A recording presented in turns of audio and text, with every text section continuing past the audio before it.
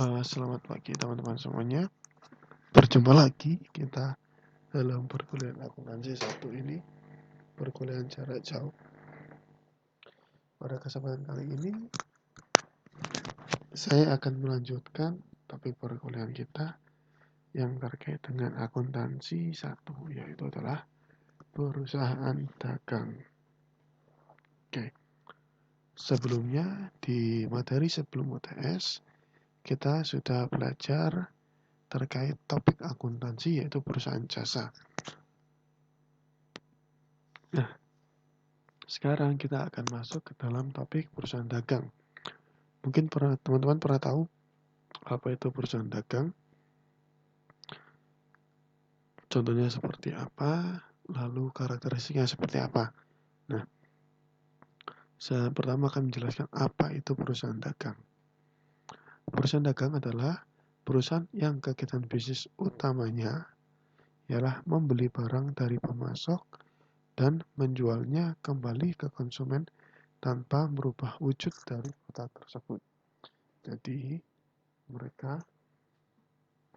perusahaan dagang ini membeli barang dari pemasok, dari produk jadi dari pemasok, ataupun produk setengah jadi, ataupun yang masih mentah, dibeli dari pemasok, lalu dia akan menjual kembali ke konsumen. Tapi poinnya di sini adalah perusahaan dagang itu tidak merubah wujud dari produk tersebut. Jadi misalnya, saya beli di perusahaanmu sebuah apel 10 ton. Ya, saya beli, lalu saya jual kembali apel itu kepada konsumen yang ada di Surabaya dalam masih bentuk apel. Nah, itu adalah perusahaan dagang. Contoh nyatanya perusahaan dagang adalah dua perusahaan besar ini, Alfamart dan juga Indomaret. Mereka adalah dua perusahaan dagang yang memiliki bangsa pasar yang besar, yaitu mereka berdua adalah supermarket besar di Indonesia. Oke, sampai sini sudah paham apa yang dimaksud dengan perusahaan dagang? Kalau masih ada yang masih bingung, silakan tuliskan pesan di kolom chat atau di fitur chat yang sudah ada. Oke, baik. Kita lanjutkan. Nah, karakteristik dari perusahaan dagang. Perusahaan dagang itu proses utamanya pada saat pengeluaran kas, jadi mereka mengeluarkan kas untuk pembelian. Oke, mereka membeli persediaannya. Jadi di sini, jadi perusahaan dagang, jadi mereka memiliki persediaan barang yang akan dijual. Mereka melakukan aktivitas pembelian. Setelah dibeli, maka persediaan itu akan dijual kembali.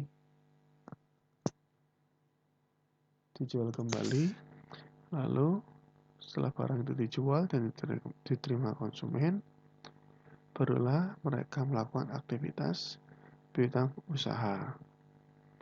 Oke, jadi masih ingat piutang usaha? Piutang usaha ini termasuk dalam komponen aset. Ingat ya, piutang usaha itu aset. Kalau utang usaha itu di liabilitas atau kewajiban. Nah, oke. Jika perusahaan itu punya aset, maka atau memiliki piutang, maka perusahaan itu memiliki hak untuk menagih piutang tersebut. Setelah piutang tersebut ditagih, maka perusahaan akan menerima kas kembali. Nah, kas ini nanti akan putar lagi digunakan untuk pembeli, sampai akhirnya menjadi kas kembali. Ini adalah karakteristik dari perusahaan dagang. Oke. Nah, setelah itu kita akan lihat bagaimana bentuk persediaan di dalam laporan keuangan dari perusahaan dagang. Nah, berbeda dengan perusahaan jasa, perusahaan dagang ini memiliki sebuah akun yang unik. Akun ini adalah akun persediaan. Persediaan itu adalah barang-barang yang akan dijual oleh perusahaan dagang ke konsumen. Nah, ini adalah persediaan. Lihat, Persediaan itulah aset yang akan dijual. Tujuannya untuk jual beli atau aktivitas operasi atau aktivitas penjualan atau pembelian. Nah, di perusahaan dagang memiliki dua sistem akuntansi pencatatan persediaan. Jadi, dalam perusahaan dagang ada dua sistem akuntansi pencatatan persediaan yang bisa digunakan, yaitu adalah sistem perpetual dan sistem periodik. Nah, apa bedanya sistem perpetual dan periodik atau sistem fisik? Kalau sistem perpetual, transaksi pembelian dan penjualan barang dagang akan memunculkan suatu akun yang namanya persediaan dan harga pokok penjualan. Ini untuk aktivitas penjualan ya. Kalau aktivitas pembeliannya, dia akan memunculkan akun yang namanya persediaan. Oke. Sedangkan kalau transaksi sistem periodik, di dalam sistem periodik, catatan persediaan tidak dapat menunjukkan jumlah persediaan yang terjual maupun jumlah persediaan yang tersedia di periode tersebut. Nah, jadi maksudnya gimana sih? Kalau periodik ini itu di awal perusahaan memiliki persediaan. Nah, seiring berjalannya waktu, seiring berjalannya proses bisnis di perusahaan tersebut, kan perusahaan itu mengeluarkan persediaan untuk dijual. Kalau di sistem periodik, mereka tidak akan mencatat setiap adanya transaksi keluar atau masuk. Ya kan? Mereka baru bisa tahu, bisa menghitung jumlahnya, persediaan mereka ada berapa, itu di akhir periode. Jadi misalnya gini, di awal dia beli 1 juta persediaan. Nah, setelah itu dia jual lagi, beli lagi. Itu tidak akan menghitung berapa banyak persediaan yang terjual, berapa harga pokok penjualannya. Lalu setelah itu dia di akhir periode dia akan menghitung berapa jumlah persediaannya. Nah, sedangkan kalau di sistem perpetual, setiap transaksi yang akan mempengaruhi persediaan itu selalu dicatat. Jadi misalnya kita menjual, berarti ada persediaan kita keluar, itu akan dicatat. Lalu di sistem perpetual, kalau ada pembelian, itu pun akan dicatat oleh sistem perpetual. Jadi kalau di sistem perpetual kita bisa mengetahui berapa sisa persediaan atau nilai persediaan yang ada di perusahaan tersebut setiap waktu. Kalau sistem periodik harus dilakukan cek fisik terlebih dahulu karena kan dia disesuaikan dengan fisik yang ada di perusahaan. Jadi namanya adalah sistem fisik. Nah, sekarang kita akan selanjutnya adalah harga pokok penjualan. Apa sih Pak yang dimaksud harga pokok penjualan? Dari tadi harga pokok penjualan terus. Nah, harga pokok penjualan atau HPP atau bahasa Inggrisnya COGS, Cost of Goods Sold,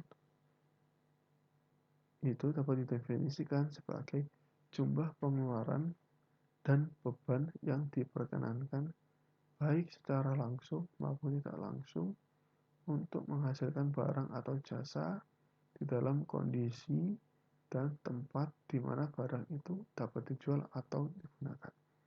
Ribet ya.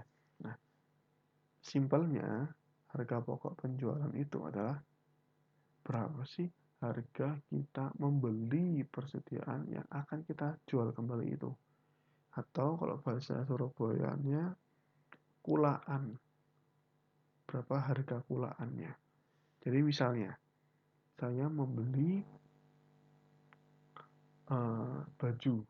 Baju saya beli 10 dusin. Totalnya adalah 2 juta. Nah, harga beli saya atau harga kulaan saya itu adalah harga pokok penjualan. Oke. Nah, selain ada harga pokok penjualan, ada harga jual. Harga jual adalah harga yang saya gunakan pada saat saya akan menjual. Kalau tadi saya beli 10 dusin itu 2 juta. Berarti saya beli 1 dusin itu 200.000. Nah, lalu saya menjual. Saya menjual barang tersebut 10 dusin harga 250.000. Berarti saya untung setiap 10 dosen adalah 50.000. Itu harga jual. Harga pokok penjualan itu harga pula yang 200.000-nya tadi. Nah, kalau di sistem perpetual, penghitungan harga pokok penjualan itu bisa dilakukan setiap kali kita melakukan penjualan. Sedangkan kalau sistem periodik, kita harus menghitung harga pokok penjualan di akhir periode. Karena di sistem periodik ini, untuk menghitung persediaan itu harus memastikan dulu fisiknya ada berapa yang ada di gudang. Jadi misalnya, awalnya 100. Dia beli tapi tidak dicatat kan kalau di periodik setiap transaksinya, tidak mencatat transaksi persediaannya. Lalu pada akhir dicek fisiknya berapa, nah itu akan disesuaikan. Jadi di sistem periodik penghitungan HPP dilakukan pada akhir periode. Coba kita lihat untuk soal atau kasus. Nah, jadi gini teman-teman, ini perbedaannya. Kalau di perpetual, penjualan, kita menjual barang secara kredit. Nah, akunnya karena adalah hutang pada penjualan sebesar 10 juta. Transaksi penjualan 10 juta. Nah, jadi kalau di sistem perpetual, setiap ada transaksi keluar atau penjualan, maka kita harus mencatat yang namanya harga pokok penjualan. Oke, atau harga pulanya. Nah, harga pokok penjualan atau harga pula ini itu kondisinya sama seperti beban. Jadi saldo normalnya ada di debit, di sebelah debit. Sedangkan tandingannya itu adalah persediaan. Mengapa persediaan? Persediaan ini ada di sebelah kredit. Oke. Nah, persediaan posisi normalnya ada di debit.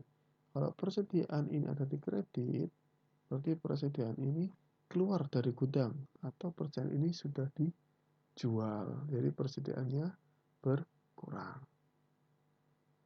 Selanjutnya, kalau transaksi pembelian secara perpetual. Oke, kita membeli berarti kita mendapatkan persediaan. Persediaan bertambah, lalu juga kita misalnya ini membeli secara kredit, berarti utang kita bertambah. Kalau cash, berarti cash kita berkurang. Sekarang nominalnya 5 juta.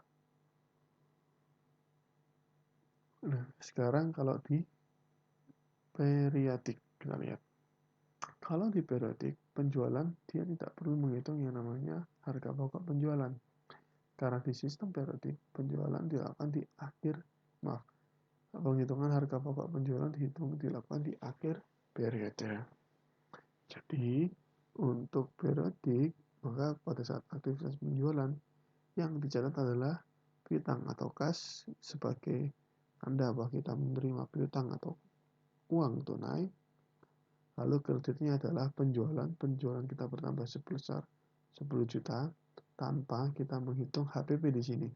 Kok di sini kan ada HPP-nya tuh. Kalau di periodik nggak ada HPP-nya. Nah, sekarang ke pembeliannya. Kalau di dalam transaksi pembelian secara periodik, kita tidak akan mencatat pembelian tersebut sebagai persediaan, tapi pembelian dicatat sebagai pembelian. Karena persediaannya dihitung pada akhir periode. Oke. Nah, selanjutnya, setelah itu, kalau pembelian itu secara kredit, maka dicatat dalam utang. Oke. Sampai sini ada pertanyaan? Sudah ada? Oke. Cara rumus menghitung HPP periodik ya, diingat ya. Persediaan awal itu persediaan yang ada di awal periode, ditambah pembelian yang kita lakukan, dikurangi dengan retur dan potongan pembelian, dikurangi diskon pembelian, ditambah beban angkut pembelian, dikurangi persediaan akhir. Ini rumusnya. Kalian hafal nggak apa-apa. Oke. Nah, sekarang kita lihat laporan keuangan ya. Apa yang membedakan laporan laba rugi, laporan keuangan perusahaan jasa dengan laporan keuangan dari perusahaan dagang? Kalau perusahaan jasa, ada pendapatan dan beban operasi. Lalu ketemu laba rugi itu. Kalau perusahaan dagang, ada penjualan dikurangi dengan harga pokok penjualan yang tadi sudah kita pelajari, ketemu laba rugi bruto dikurangi beban operasi. Nah, jadi kalau di perusahaan jasa namanya adalah pendapatan, kalau perusahaan dagang namanya adalah penjualan. Ini aktivitas operasi utamanya. Kalau perusahaan jasa dia mendapatkan pendapatan, kalau perusahaan dagang dia akan mencatat dalam penjualan. Nah, bedanya apa lagi? Lihat, ada harga pokok penjualan. Kalau di perusahaan jasa kan nggak ada. Kalau di perusahaan dagang ada harga pokok penjualan untuk mematchingkan dengan penjualannya sehingga ketemu yang namanya laba rugi bruto. Oke, sampai sini ada pertanyaan. Kalau ada pertanyaan, tulis di kolom atau di fitur chat ya. Oke, kita next. Nah, sekarang kita lihat laporan laba rugi untuk perusahaan dagang dalam bentuk yang bertahap.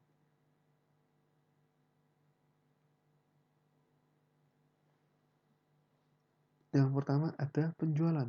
Loh, kok penjualan ini ada banyak pengurangnya? Nah, kalian lihat, penjualan ini itu adalah kondisi pada saat kita pertama kali menerima penjualan. Jadi kita, misalnya nih, saya beli dari Juju, saya jual ke Juju, lalu saya jual ke Stefani, saya jual ke Nisa, saya jual ke Hana. Nah, ternyata di transaksi penjualan itu tidak semuanya itu terjual dengan bersih. Ternyata dari Hana nanti ada mengembalikan lagi barangnya. Lalu dari Nisa dia ada mengembalikan kembali. Lalu dari Juju, dari Stefani dia membayar pada saat masa diskon, jadi mendapatkan potongan. Nah, jadi pengurang-pengurangan itu akan mengurangi berapa nilai penjualan yang sudah kita lakukan di awal. Nah, jadi kita perlu mengetahui berapa jumlah penjualan yang bersih yang setelah kita kurangi dari setelah kita kurangkan dari retur dan diskon. Nah, ketemulah penjualan bersih. Nah, setelah itu penjualan bersih ini barulah kita matchingkan dengan harga pokok penjualan. Oke, cara menghitung harga pokok penjualan seperti ini ya. Persediaan awal ditambah beban pembelian dikurangi retur potongan pembelian dikurangi diskon tambah ongkos angkut pembelian. Kalau pembelian ini ditambahkan semua yang di sini, itu akan jadi harga pokok barang yang dibeli. Oke.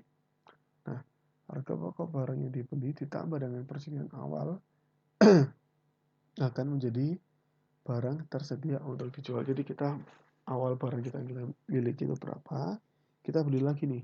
Nah, berarti kan barang yang awal ditambah dengan barang yang kita beli dan barang yang kita miliki. Nah, barang yang kita miliki ini adalah barang yang akan kita jual atau barang tersedia untuk dijual.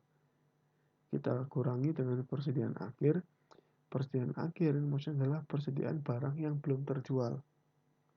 Kalau kita hitung barang tersedia dijual, kita kurangkan dengan barang yang belum terjual, berarti kita ketemu selisihnya adalah barang yang sudah terjual sesuai cost atau sesuai harga belinya kita. Itu namanya adalah harga pokok penjualan. Oke, sampai sini ada yang ingin ditanyakan lagi? Oke, kalau nggak ada, atau kalau ada silakan terus di chat. Oke, nah setelah itu harga pokok penjualan kita kurangkan dengan penjualan bersih, ketemu yang namanya laba kotor. Setelah itu laba kotor dikurangi beban, beban operasional ketemu laba operasional, ditambah pendapatan lain-lain, dikurangi beban lain-lain, ketemu laba bersih. Ini untuk model bentuk bertahap, jadi bertahap. Sekarang ini laporan laba rugi bentuk langsung harusnya. Oke. Bedanya apa di sini? Kalau bentuk langsung ini kita dibedakan langsung pendapatan dan ada yang beban. Kalau pendapatan berarti penjualan bersih dan ingat ya, penjualan bersih dan pendapatan lain-lain yang diterima oleh perusahaan. Misalnya dia nyewain kendaraan, perusahaan nyewain kendaraan, atau perusahaan itu menjual aset, itu di sini pendapatan. Nah, beban itu ada harga pokok penjualan, beban admin, beban punya. Beban harga pokok penjualan ini perlakuannya sama seperti beban ya teman-teman. Jadi dia masuk komponen beban. Tapi ingat di sini dia tidak digabungkan ke beban, di sini kita cari. Dia pengurang penjualan bersih untuk menemukan laba kotor. Oke. Nah, setelah itu laporan perubahan ekuitas. Ini sama seperti yang di perusahaan jasa. Jadi saldo awal modal pemilik kita tambahkan dengan laba bersih yang kita terima dari laporan laba rugi. Laba atau rugi bersih. Kalau laba dia akan menjadi penambah, kalau rugi dia akan menjadi pengurang. Oke. Lalu setoran modal. Jika pemilik ini memberikan modal tambahan, maksud di sini menjadi penambah dari modalnya. Lalu dikurangi prefer atau penarikan dari pemilik. Dan juga kalau ada rugi dikurangi rugi. Maka akan ketemu kenaikan ekuitas pemilik dari totalnya ini berapa, ditambahkan dengan saldo awal, akan ketemu yang namanya saldo akhir. Oke, apakah sampai sini ada pertanyaan?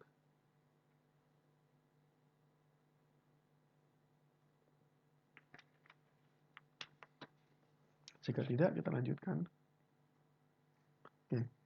Selanjutnya laporan keuangan perusahaan dagang. Untuk laporan posisi keuangan.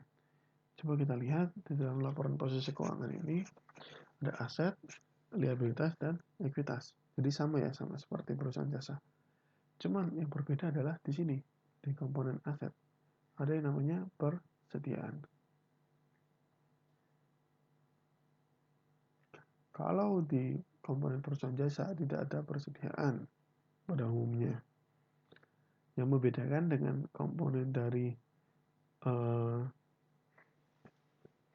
laporan posisi keuangan dari perusahaan dagang adalah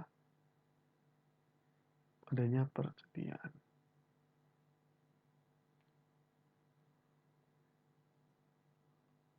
Ada yang ingin ditanyakan? Tidak ada? Oke, kita lanjut. Nah, transaksi di perusahaan dagang ada dua transaksi, yaitu transaksi penjualan dan transaksi pembelian. Oke, apa yang dimaksud dengan transaksi penjualan? Ya, transaksi yang terjadi pada saat perusahaan itu menjual produknya atau persediaannya. Sedangkan transaksi pembelian adalah transaksi yang terjadi pada saat perusahaan itu membeli persediaan-persediaan yang akan dijual kembali. Oke, kita di kesempatan kali ini hanya sampai transaksi penjualan dulu. Nah, transaksi penjualan terdiri atas biaya penjualan itu sendiri, lalu ada retur dan potongan penjualan, ongkos kirim penjualan, diskon penjualan, dan pelunasan piutang pelanggan. Oke, ini akan dijelaskan di slide selanjutnya. Oke, kita lihat lagi. Nah, ingat ya, di dalam sistem perpetual, perusahaan perpetual ya, mencatat adanya keluar masuk persediaan barang. Oke. Dan harga pokok penjualan dicatat pada saat adanya transaksi penjualan. Jadi pada saat perusahaan itu menggunakan sistem perpetual, maka pada saat ada penjualan atau pembelian, persediaan barang dagang akan dicatat. Oke. Kalau periodik, ada penjualan atau pembelian, tidak akan dicatat. Karena periodik sistemnya fisik atau saldo akhirnya. Atau akhir periode baru dicek berapa fisiknya, berapa sisanya. Dan harga pokok penjualan pada saat menggunakan sistem perpetual akan dicatat sesuai dengan transaksinya. Sedangkan kalau di periodik, harga pokok penjualan akan dihitung pada akhir periode menggunakan rumus yang tadi, yang sudah ada di depan. Oke, kita lanjut. Nah, sekarang jenis-jenis transaksinya. Ya, kalau transaksi penjualan tadi sudah saya sampaikan bagaimana mereka menjual. Sekarang ada transaksi beban angkut. Apa yang dimaksud dengan transaksi beban angkut? Nah, transaksi beban angkut adalah transaksi di mana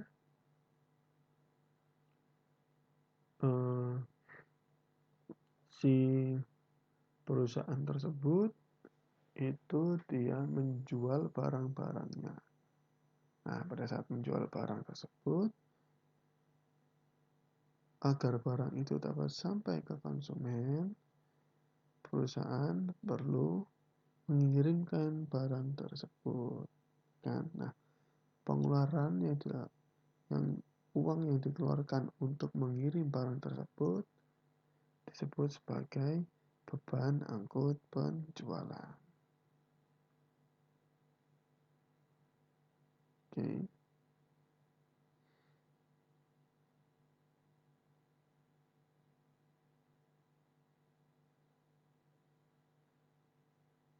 Nah,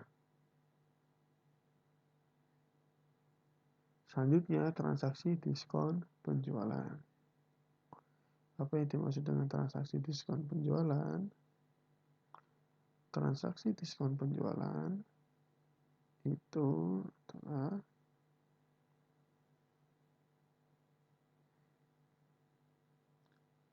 insentif yang diberikan oleh penjual kepada pembeli untuk menarik pembeli agar mereka membeli barang dengan jumlah yang lebih banyak atau membayar dengan tempo yang lebih cepat. Nah, diskon penjualan ini biasanya menggunakan termin atau syarat. Oke, kita lihat syaratnya seperti apa. Di dalam termin penjualan, kita nanti akan menemui yang namanya seperti ini. 2/10 N per 30. Maksudnya apa? 2 yang di depan ini menunjukkan bahwa berapa jumlah diskon yang diberikan. Kalau 2 berarti 2%. Per 10 itu adalah berapa hari yang diberikan atau periode diskonnya. Jadi maksudnya gini, cara N-nya itu adalah net atau harganya bersih per 30. Nah, berarti maksudnya adalah perusahaan atau pembeli itu akan mendapatkan diskon sebesar 2% jika mereka membayar selama 10 hari setelah tanggal faktur atau setelah pembelian. Oke.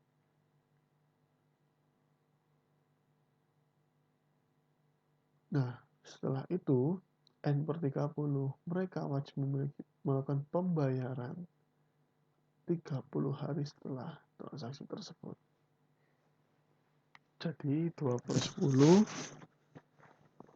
jika pembeli membayar dalam 10 hari, maka akan mendapatkan potongan atau diskon sebesar 2%. Berarti jika mereka utang atau membeli sebesar 10 juta, kalau mereka melunasi di masa diskon, maka dia akan mendapatkan diskon sebesar 200.000. Dan dari sisa yang dibayar sebesar 9.800.000. Nah, oke. Selanjutnya, jika diskonnya sebesar 3/10. Maksudnya gimana? 3/10, 3 itu melambangkan berapa persentase diskon yang diberikan. 3 berarti dia mendapatkan diskon 3% dengan masa diskon selama 10 hari. Sama ya.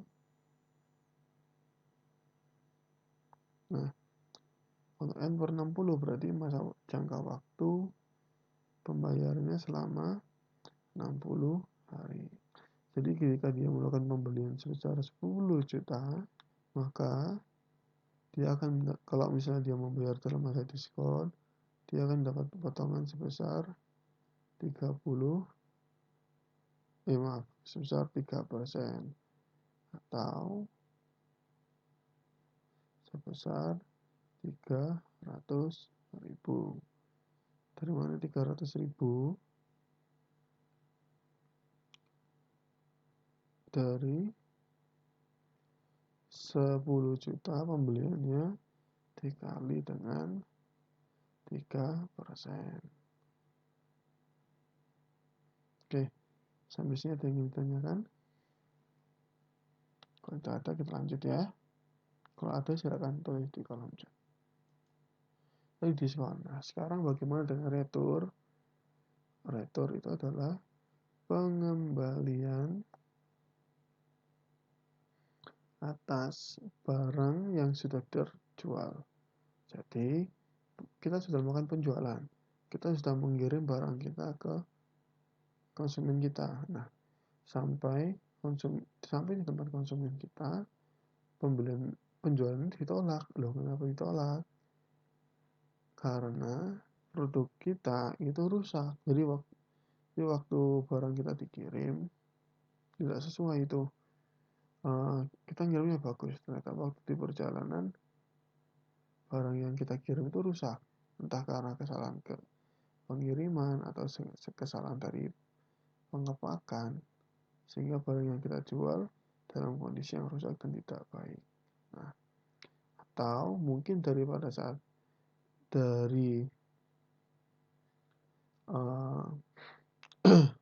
dari awal, dari waktu kita produksi, barangnya sudah cacat. Kita sengaja kita mengirimkan barang cacat yang gagal produksi ke konsumen, akhirnya dikembalikan ke kita. Nah, setelah itu ada lagi yang barang yang tidak sesuai ekspektasi. Maksudnya gimana? Konsumen kita itu memesan barang yang berupa aqua. Oke. Mereka memesan 10 galon aqua. Nah, tapi yang kita kirimkan adalah 10 galon aqua Excel. Sama-sama aqua, tapi yang belakang ada S-nya. Kan sudah tidak sesuai dengan ekspektasi dari pelanggan. Nah, pengembalian dari 10 galon itu adalah retur. Oke. Sampai sini ada yang ingin ditanyakan? Tidak ada. Oke, kita akan coba latihan ya. Oke. Ini adalah contoh transaksi di aktivitas penjualan. Yang pertama, penjualan barang dagang secara tunai. Oke. Kita lihat. Pada tanggal 1 Oktober, Toko Taka menjual barang dagang kepada UD Sentosa sebesar 5 unit televisi. Harga masing-masing unitnya adalah 1.500.000 dengan harga pokok penjualan sebesar 1.100.000 dan mengeluarkan biaya untuk pengiriman sebesar 250.000. Nah, sekarang kita lihat. Oke. Apa yang perlu kita catat terlebih dahulu? Kita catat menggunakan dua sistem ya, yaitu sistem periodik dan perpetual. Oke, kita lanjutkan di sini.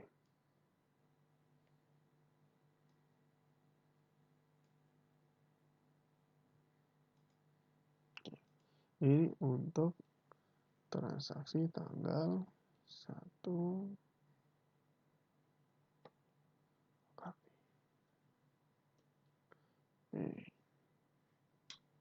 Maaf. Ini belum ada tanggal.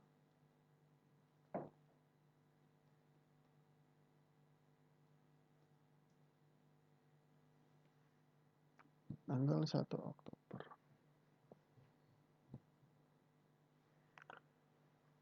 Tanggal 1 Oktober dia menjual barang dagang kepada siapa tadi? Udi Sentosa sejumlah televisi. Nah, berapa unit televisinya? 5. Oke, kalau ini penjualan secara cash atau tunai, maka kita akan menerima yang pertama adalah kas. Oke. Ini kita buat periodik terlebih dahulu ya.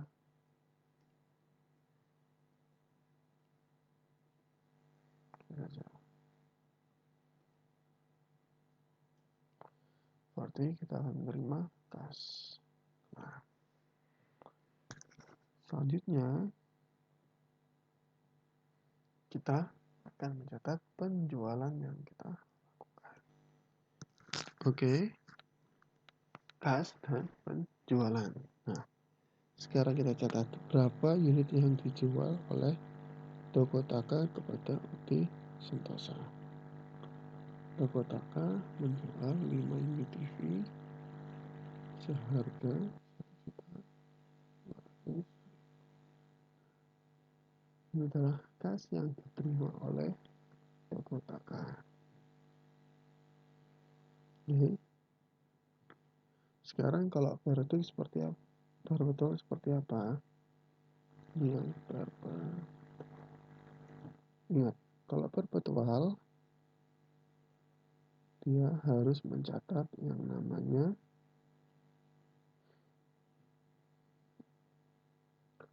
persediaan atau penjualan perpetual harus mencatat yang namanya persediaan dan harga pokok penjualan. Nah, kita lihat apa yang membedakan di sini.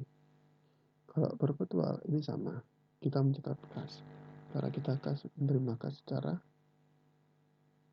debit atau menerima penjualan secara tunai kepada penjualan.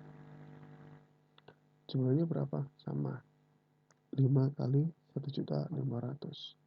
Berarti 7.500.000. Oke. Apa yang berbeda di sini?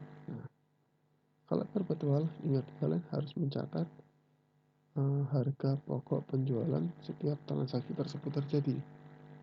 Berarti kalian harus memunculkan harga pokok penjualan. Nah, harga pokok penjualan posisinya ada di mana? Ada di debit. Kalau di normalnya berarti di sini kalian tulis harga pokok penjualan. Oke. Setelah itu di bagian kreditnya apa yang kalian tulis? Persediaan. Mengapa? Karena persediaan akun normalnya ada di debit. Nah, berarti kalau persediaan ada di kredit, maka persediaan itu berkurang. Karena kan penjualan berarti persediaan kalian berkurang. Jadi penjualan atau persediaan ada di kredit. Nah, sekarang kita hitung berapa harga pokok penjualannya. Nih, unitnya tetap 5. Karena kalian jual 5. Sekarang yang kalian gunakan adalah harga pokok penjualannya atau harga kulanya sebesar 1.100.000.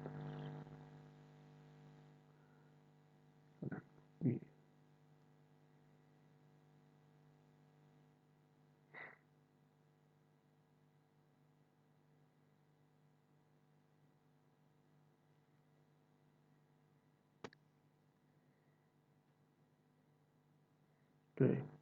Nah, setelah itu apa yang harus kalian catat lagi setelah beban angkut penjualan? Jurnalnya bagaimana? Beban angkut penjualan karena beban ada di debit pada kas. Jadi kita anggap ini pengirimannya secara tunai. Oke, sejumlah 250.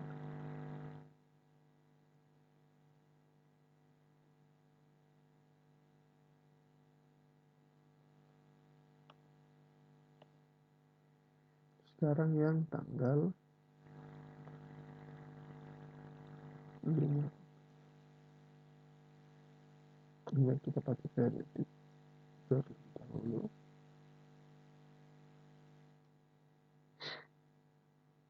Nah, di sini toko Taka menjual 10 unit AC ke UD Sakura. 3.800.000, harga jualnya 3.450, terminnya 1/10, N/30. Ingat, ada terminnya, berarti ini penjualan secara kredit. Kalau penjualan tunai tidak menggunakan termin. Termin itu yang mana? Nah, ini. Ya. Menjual barang dagang kepada UD Sakura 10 unit, harganya 3.800.000. Harga pokok penjualannya adalah 3.450.000. 1/10 termin. Termin hanya digunakan pada saat pembayaran atau penjualan secara kredit. Oke, sampai paham? Oke. Nah, setelah itu catat. Sekarang ingat, karena dia transaksi kredit, maka dia tidak menerima kas. Ya, yang diterima adalah piutang.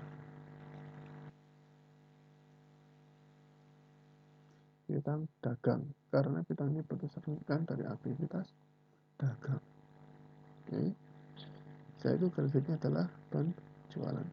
Penjualan saldo normalnya selalu di kredit. Oke.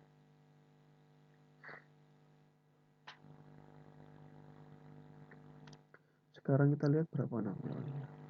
Dijual 10 unit dengan harga 3.800.000. Benar ya? Oke. Nah, sekarang kita mencatat HPP, apakah perlu? Oke. HPP tidak kita catat terlebih dahulu. Kita langsung ke bagian perpetual. Kita lihat apa yang harus kita catat. Sama seperti yang di atas, yaitu piutang dagang pada penjualan sebesar 38 juta. Kita copy saja. Sama. Benar kan? Nah, yang membedakan adalah di sini ada harga pokok,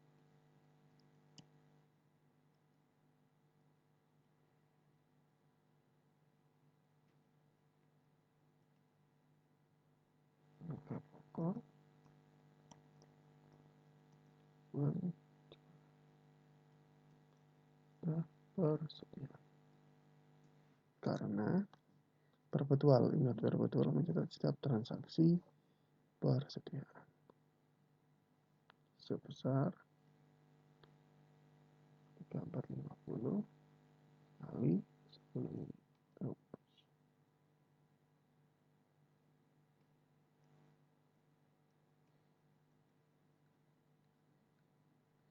Oke, nah seperti ini transaksinya. Kalau periodik hanya bisa piutang dagang penjualan, kalau perpetual piutang dagang penjualan, harga pokok penjualan persediaan. Oke, sampai sini ditanyakan. Silakan tulis di kolom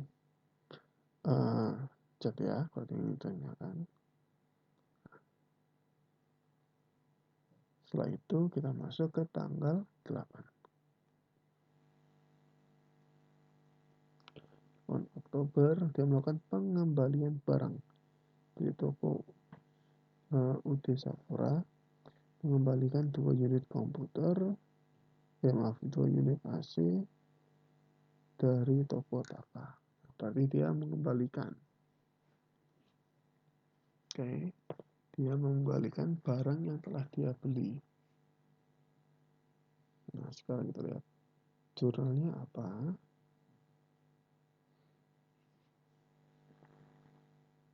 Nah, di sini kita mulai dari periodik terlebih dulu. Untuk periodik kita lihat. Oke. Kalau misalnya periodik kamu punya piutang yang kalau ada barang mengembalikan ke kamu, maka akan muncul yang namanya piutangnya berkurang. Sejumlah berapa? Ya berarti berapa tadi? 3.800.000 kali 2.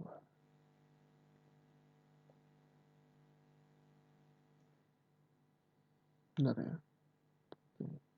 Nah, selanjutnya untuk periodik kita lihat akun returnya itu tidak boleh langsung penjualan di debit, tapi kita masukkan yang namanya akun baru, retur dan potongan penjualan jumlah 6 sama.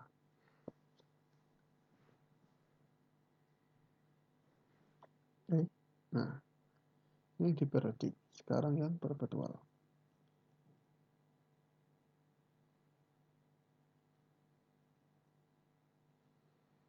Nah, kalau yang di perpetual bagaimana?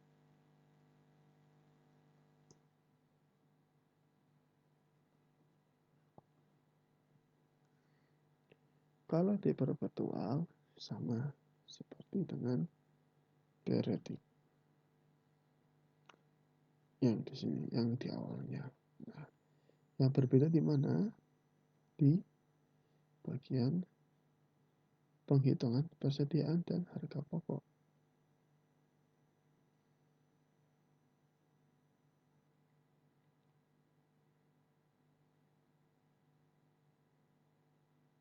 Oke. Pokoknya gini prinsipnya. Kalau ada pengembalian barang atau ada arus barang itu keluar atau masuk, maka di situ kalian harus catat yang namanya persediaan dan HPP atau harga pokok penjualan. Kalau menjual, berarti persediaan kalian berkurang. Persediaan kalian ada di kredit. Kalau persediaan itu dikembalikan kepada kalian, persediaan akan bertambah. Persediaan itu ada di debit.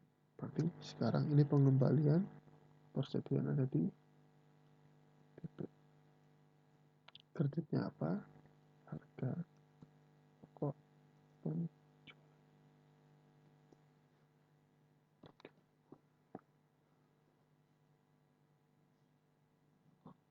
Harga pokok penjualan sebesar 3450 dikali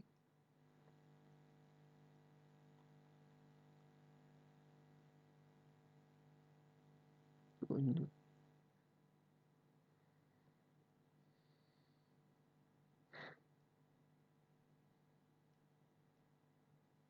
Oke, ini transaksi untuk yang namanya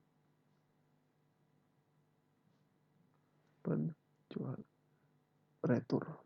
Maaf, retur ya. Nah, sekarang kita lihat. Kalau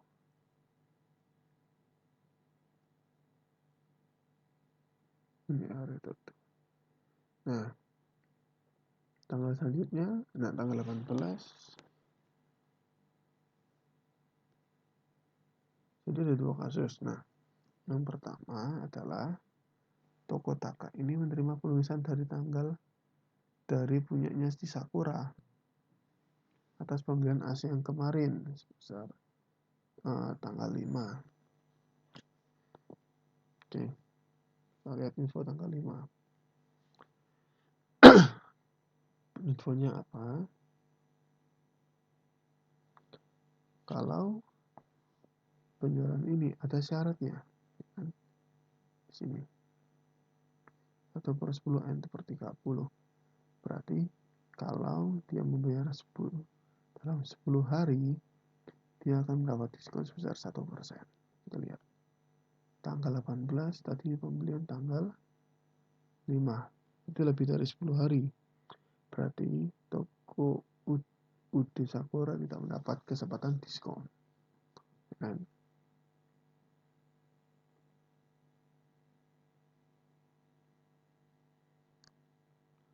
Oke. Nah, sekarang kita lihat tanggal 11. Ada kasus yang berbeda tanggal 11. Sama seperti yang di atasnya, cuman dia tanggal 11 pembayarannya. Jadi UD Sakura mendapatkan kesempatan untuk diskon karena masih dalam rentang 10 hari yang tadi. 1/10. Oke. Sampai sini ada pertanyaan? Masih bingung? Nggak ada? Oke, kita lanjutkan. Nah, kita coba jawab untuk tanggal yang 11 Oktober. Oke, tanggal 11 dia mendapatkan diskon. Berarti dia dapat apa? Kelas. Ingat ya, ini Pak, kok nggak pakai perpetual atau periodik? Ingat, perpetual periodik itu hanya dicatat dilakukan pada saat adanya persediaan. Ada pencatatan persediaan. Kalau di pelunasan tidak ada pencatatan persediaan, jadi tidak usah kita bingung mana perpetual mana periodik karena tidak ada pencatatan persediaannya di sini. Jadi kita langsung saja tanggal 11. Maaf, tanggal 18 dulu aja ya.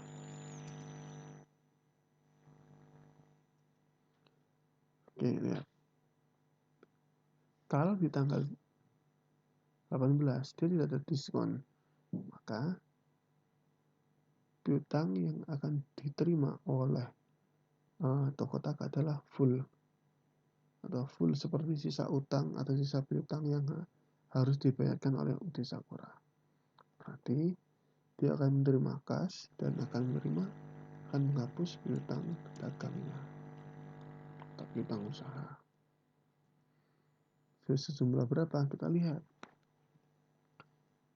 Tadi dia menjual 3.800.000 tapi ada 2 unit yang dikembalikan. Nah, berarti sisa 8 unit yang harus dibayar oleh UD Sakura. Nah, kita hitung berapa 8 unitnya itu.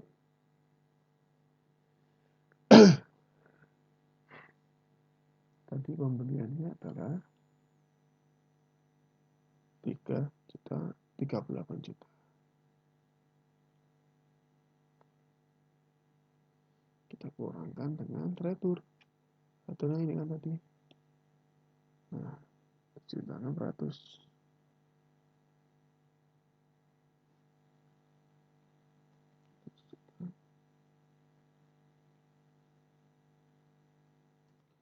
Berarti sisa utang yang harus dibayar adalah 30.400.000.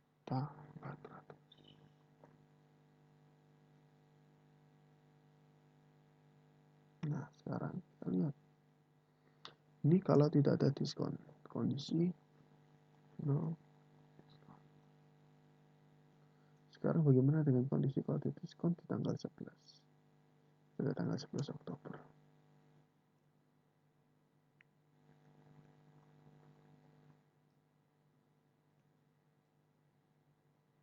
Oke, tanggal 11. Nah, tanggal 11 ini dia menerima pelunasan dari pembelian tanggal 8. Berarti sama, 8 komputer ya. Misalnya dia beli jual 10 dikembalikan 2, jadi tinggal 8 komputer. Berarti harusnya sama. Nah, cuman kita lihat kalau di dalam kondisi diskon kita menerima apa? Kas. Oke, kas kita terima. Oke, selain kas apa yang kita catat? Piutangnya. Piutang kita berkurang. Kenapa? Karena dia melunaskan piutangnya. sehingga piutangnya berkurang. Nah, piutangnya berkurang dibayar sebesar 30.400.000 sama. Oke. Karena dia membayar piutangnya, sisa piutangnya. Tadi kan sisa piutangnya 30.400.000. Maka kita akan menghapuskan piutangnya sebesar 30.400.000. Oke. Lalu kita lihat dulu. Ternyata dia masih dalam periode diskon. Kalau dia di dalam periode diskon, berarti dia dapat potongan. Dan berarti kas yang harus dibayarkan atau kas yang kita terima akan lebih kecil dari yang pada umumnya atau kalau dia tidak dalam kondisi diskon. Nah, kita lihat tadi diskonnya berapa? 1%. Berarti kalau 1%, kas yang kita terima adalah 99%, ya kan? Berarti 99% dikali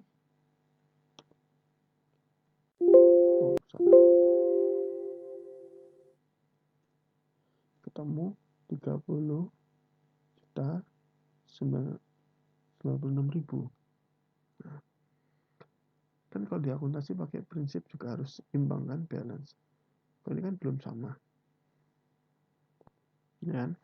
Nah, berarti ada kurang di sebelah sini, di debit sebesar 304.000. Nah, 304.000 ini apa? 304.000 ini adalah diskon yang kita berikan. 1% itu kita catat di sini. Nah, kita lihat berapa. Seperti ini nama akunnya diskon penjualan. Diskon penjualan ini akan mengurangkan kas yang kita terima atau kas yang dibayarkan oleh pembeli kita. Jadi bisa kita lihat caranya sih bisa macam-macam. Bisa kita hitung dulu dari piutangnya kita kali 1%, ketemu di sini, lalu kita selisihkan antara ini dengan diskon dengan piutangnya, kita kas. Atau kita piutang dagang kita kali 99% yaitu kasnya, selisihnya kita kurangkan jadi diskon. Ya, seperti itu. Oke, mungkin ada yang ingin ditanyakan. Jika tidak ada atau ada, silakan tulis di kolom di bagian chat. Nanti akan saya balas, akan saya respon. Oke, selebihnya selamat. Sekian presentasi dari saya. Sekian pertemuan kuliah hari ini. Selamat belajar dan terima kasih dan tetap jaga kesehatan. Sampai jumpa.